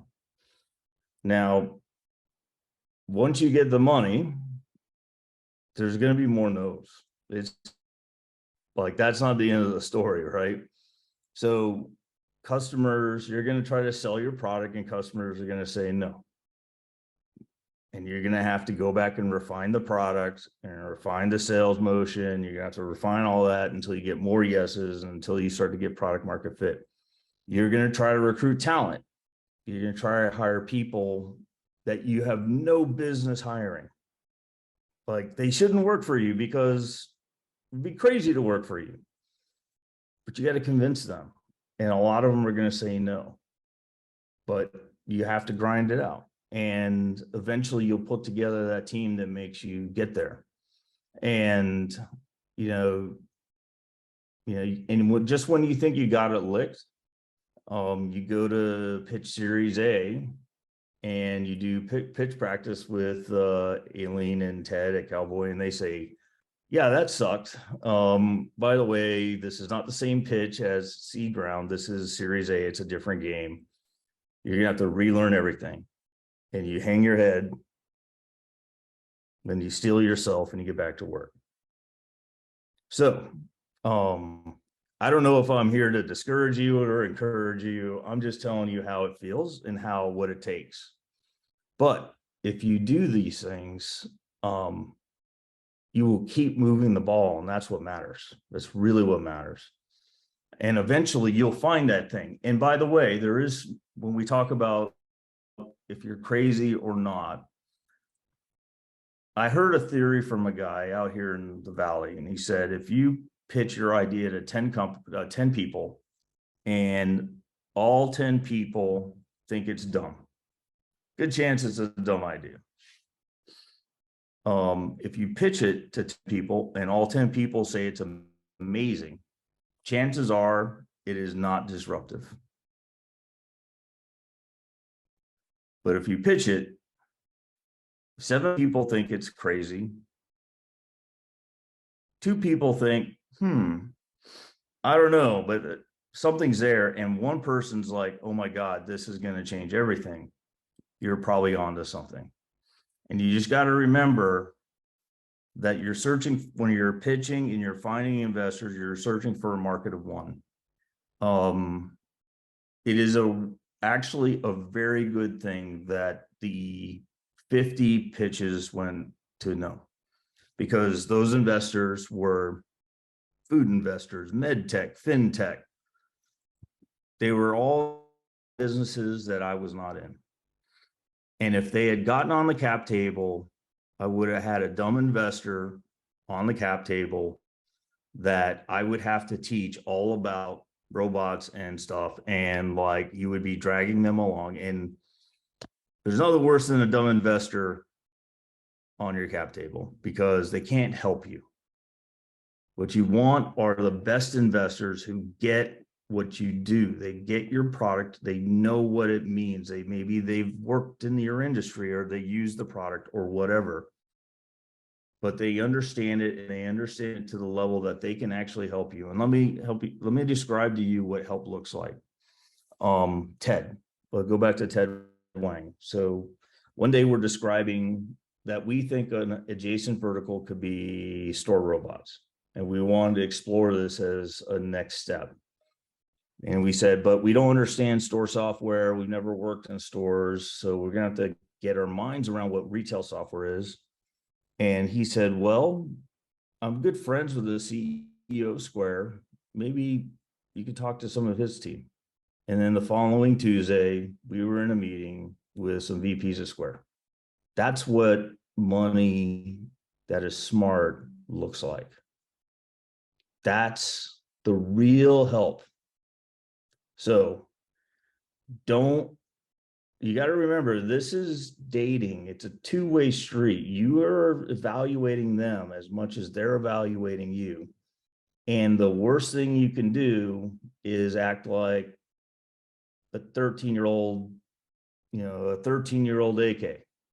Like when I was 13 years old and I was trying to date, I had the ideal of the perfect woman. That ideal was a girl who would go out with me. Super high standards. But over time, you age, you get better. You actually it's a two-way date. You're evaluating each other. Just as important. It's no different. Because I can tell you, if you do the one-way thing and you just grab the first investor that is willing to say yes, it's going to be the same result as you marrying the first person that is willing to go out with you. Right. And I'm not saying sometimes that first investor is a great investor. But make sure they're the right investor, and remember one thing, like when you are taking their money, you are also hiring them. You are hiring your investors because some of the most important work you'll do in your company will be done by your investors. They will open doors that you will never be able to open. They will establish, their credibility becomes your credibility. Never forget that. Your job is, first and foremost, to get your company to the next level and keep it alive. And there will be times you have to take dumb money and dirty, like money that stinks, and it will happen. But your job is to make sure that you can get access to the smartest money as possible, which means you got to get out there. You got to get into the places where that money lives. There are clusters where that money lives. FinTech is New York. Self-driving cars is Pittsburgh. Silicon Valley is consumer tech and some big enterprise tech, right? Like robots aren't really big in Silicon Valley, to be honest with you. Boston is where robots are, right? So there are clusters, and you got to find that cluster. I have no idea what you guys do. I didn't hear your pitches, but do the research, find the investors, listen to their thesis. They're going to tell you what they understand, what their fund is about. And when they tell you, listen, don't just hear, oh, we have, $1 billion under management, right? And we write $1 million checks. That shouldn't be the thing you listen for. Yeah, we have a strong thesis for Internet of Things and industrial software tech. And we believe that IoT is the future, blah, blah, blah, right? When I hear those words, I'm like, okay, this is going to be worthwhile, right? And that's the thing you've got to train your for. And by the way, I'm telling you all these things, I knew none of this 4 years ago, zero. So, I'd say the other thing, some of you will take it to the next level. And when you do, just make sure you give back, because I remember when that $20,000 check from 757 Accelerate really mattered to us. It was a big deal. And it was a great day then when SVT could give Startwheel a $20,000 check back, put that money right back in the system. So when that happens, you do that. And every once in a while, take a founder out to dinner or drinks or something and just have a conversation like this. And if you're ever in downtown Norfolk and you want to have a beer or a vodka tonic, happy to do it. Happy to have spend some time with you. So, all right, that's all I have. Hopefully this was helpful. The offer is a valid offer. Just let me know and we'll get some time scheduled. Thanks so much, AK. Any pitchers have any questions for AK? That was awesome. That was super solid advice. Send me your calendar. Let's go get it. Yeah, it can't be. It's got to be Tito's or better. So just remember, like, we got all good. No shatterproof bottles. That was awesome. By the way, I'll buy the drinks. Don't worry about that. So at this point, you're gonna have to. We're not where we need to be at yet. I appreciate the story, AK. It really resonated with me. So yeah, I appreciate it, man. Yeah, absolutely. There's another thing you should know. Being East Coast founders is going to be tougher for you. And there's always disadvantages, right? And in Silicon Valley, I have a disadvantage. I'm like father time over here.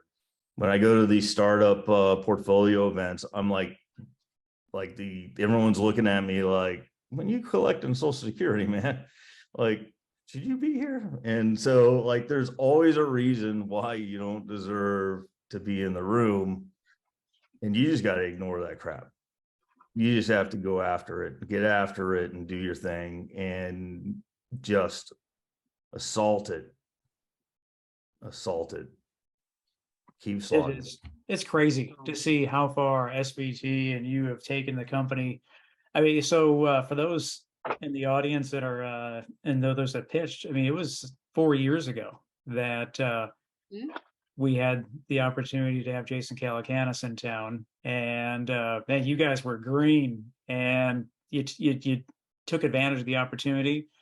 You pitched Jason. He ultimately, it was a different time. No. Well, no, but he offered you guys what, 100,000, but it was yeah, that's true. It was a different time back then because everything was in person, and now everything has turned over to the virtual side. But another lesson learned was taking advantage of every opportunity that you have, and you all did a great job with that. So, And we're not AK, done. There's a lot of AK, hard work left. Yeah. AK, what's the oldest picture that you've ever seen as far as an entrepreneur? Oof. Me excluded. Probably 60. I think. Actually, yeah, I actually had two founders come in not too long ago. They weren't pitching to me, but they were starting a robot company. They had left like big defense companies, and they wanted to bring some of the mil spec robot tech that's for bomb disposal to commercial applications. And they were absolutely over 60, but they were bright and they had tons of energy. They were like you can just feel it. So like one of our things is be exothermic, right? So, and exothermic means it's a chemical reaction that gives off more energy than it requires to start. And for me, everybody in the company has to have this exothermic sense to them. And it doesn't mean you have to be shiny, happy, skipping through meadows, but it does mean that you bring more energy than others have to put into you. And, these two guys were clearly exothermic. They were on it, and they were savage. It was great. It's great to see them. Where are you at now in terms of headcount, AK? 80. So 4 years ago, you're at 2. Two. And now you're at 80. Yep, we were 2 then. At the pandemic, we were 10. March 20. I don't even remember what year it was. Was it 2 years ago? I don't know. March 2020, right? March 2020. I think it was March 2020. Yeah. So we had just gotten. We literally got a term sheet. We hadn't closed.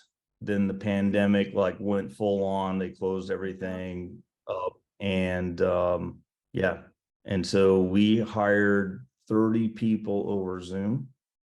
Went full remote. Didn't see 2/3 of my company's my people's torsos until the Series A party, and yeah, I mean, adversity, right? That was brutal, but we had to pivot. And so again, this is the first step. It's the first of many challenges you have to overcome. And so we scaled up to about, I don't know, probably 50 people before we unremoted, but we're still pretty much a full remote organization. And you're still looking for talent, correct? Yeah, we're still hiring. We still got a long way to go. And what type of, so for the folks that are listening in their networks, what type of talent are you looking for? Devs, sales, some marketing. We're looking for, I'm looking for a CFO right now. And just about every single job description is there. SVTrobotics.com. I'm check it out. Yeah. I just want to ask one more question for AK. Would you, are you just going to consider keeping your company and your employees completely remote, as obviously that's less overhead building wise and all that? Is that something that you guys are going to continue to do, or do you feel like you need to have a warehouse and that kind of structure? So the robots, we have a robot lab, and that robot lab is super important to us. And we do have people who are at that robot lab. We're looking to quintuple the size of the lab. We are doing it in Norfolk. We're going to try to do it as close to downtown as possible. And my intent is to give some of the real estate to Norfolk State, TCC, ODU. Yeah, that's smart. Those robot To have students kids in are there. like, they talking about exothermic. God bless. I'm sure that'll be yeah. good for you all as well. I just had to ask that because I see a lot of companies kind of just staying on the remote side because it's just less overhead for them. So There is also an overhead that's hidden, and that's creative overhead. So here's what we do. Every 6 weeks, so bi-quarterly, we get together as a management team, and most of their teams get together bi-quarterly as well. And what we do is we kind of do it by board cycle, right? We set our 1-year plan, then we come out of the board meeting. We confirm our next quarter's plan. We then set a 6-week, strategic sprint, if you will, right? So like at the company level, and that launches a series of sprints in every single organization, not just software sprints, but marketing does sprints. Everyone's doing sprints. And we all agree as leaders that no matter what happens, these are the things that we will get done, right? And it's the must. It's the, if we don't do this, nothing else matters. And every 6 weeks we reconvene. And the cool thing about this is you get the time, you get the whiteboard time, you get that bonding time, but then you go off and execute for 6 weeks, and you just put your face down in execution, and you don't have to be in the office every day to do that. We are trying to do more and more in Norfolk, though. Go ahead. oh, I don't have anything else. I just wanted to ask that. Tim probably wants to, he knows how we get. We're a chatty group. We talked about books for like 45 minutes last time. Yeah, and it looks like the judges are back. So we have some answers. And if Tim, Erica, you're on there twice for some reason, we'll just. I'm actually I'm also Joe, and I'm also why is my name on all the windows? I have no idea. That is we can wild. as soon as if we can get. And am I lean now? And Zoom is crazy. I'm viral. It's finally happened. Well, we're gonna do a really quick picture. We're gonna put we'll put the right names in the right boxes, Tim. Huh? You can do that. You can change their names. Yeah, we'll Photoshop everything later. All right, everybody. We're getting a photo. Yeah, Jeff is already smiling. All right, 1, 2, 3. Awesome. Judges, you're back. Do you have any comments that you would like to make before you announce the winners? Yeah, I think everybody did a really strong job tonight. I was really impressed by the whole group. Taken as a whole is very diverse, both in terms of technology and methodology, and really enjoyed tonight's event. I agree. I was a judge previously about 6 months ago, and a lot of you have really made a lot of progress. The quality of the pitching was very high. And I think that there's a lot of opportunities in these businesses, and this is just one pitch, and anybody will tell you if you're pitching for funding, you'll need to pitch 100 times to get the first check. So don't give up. Keep going, keep trying. We have the 757 incubator here, the startup studios. If you haven't gone through it before, we welcome you, come talk to us about it. And I wish you all the best. Yeah, I mean, I would add that you all, the great news is I've got a chance to see many of you pitch, and I've been able to see your growth. You're getting better and better and better. And what AK and others will tell you, investors, and you guys heard me say this, many times are betting the jockey, not necessarily the horse. So we're looking at you and saying, I'm going to invest in you. And you all are getting better and better and better. And the more you do this, you start to build your muscles. You start to get thicker skin, and you really get really good at it. And it was a pleasure to watch you all grow over a period of time. So you all did great. And this was my first time with the group, and I was very impressed with everybody. I liked the diversity and of ideas was really incredible, and I really felt like each of you are being very thoughtful and methodical with how you're proceeding with your ideas. And I wish you all a lot of luck. And if there's anything that I can do with the ICAP program, just reach out to me or to Tim, and he'll find me. Well, thank you all very much. AK, thank you so much for the knowledge that you shared. Judges, thank you for your time. To our host locality of Hampton and Newport News, James City County, York County, City of Williamsburg, Pocosin, thank you all for your support. Dan Gerard, thank you for your support. Gary, Andrew. Should we, I have no idea who the winners are, so I'm just as eager as all of you. So who's got the information? Gary, I'm assuming you do? Yeah, look at the time. I'm having a glitch in my system. I can't make the announcement. Oh, this is a tragedy. What a terrible thing. No, I'm just kidding. Cool. I have the such power. I feel like Dr. Evil. All right. Okay, are you ready? Are you ready? This is not in any particular order. This is a random order of the three winners. Big applause for Dominique, Hawkins, and Hemo-stat vitamins. Nice. Next, big props for Adrian Dews and ChmpionChip. And finally, again, big applause for Tahjere Lewis and Aunt Carl Sauce. And on the audience poll, that also came in at #1 as well. So congratulations, everybody. Your journey is just beginning. Super proud of all of you. Pitch applications are already open for next year. So stick with it, everybody. Congratulations to you all. Great job, everyone.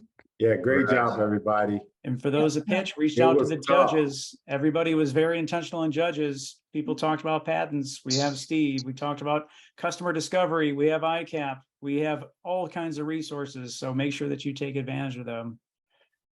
Thank you all. It's been a great 2020. And thank you, Tim. 2020. 2022. Yeah. Let's not do that over again. Yeah, don't want to do that. No way, no way. Oh my gosh. No. Before you all sign off, just Erica has put in her email in case you want to reach out to her. It's in the chat. I would like to send Erica some vitamins, actually, if she'll allow me to. I can send it to her office if she's okay with it. I'm 100% remote, but we'll figure something out. Okay. I've enjoyed getting to meet everybody. Thanks for the opportunity to work with you all this year and Pitch Perfect and all these pitches and everything. It's been really fun. So best wishes to all of you. And Hampton, thanks you, Gary, and Tim. You guys did a great job this year. Thank you. Oh, thanks. Thank you. Thank you for having us. And Hi, everyone. Congrats. Thank you. Thank you so Gary. much. Thanks, everyone. See ya. Thanks.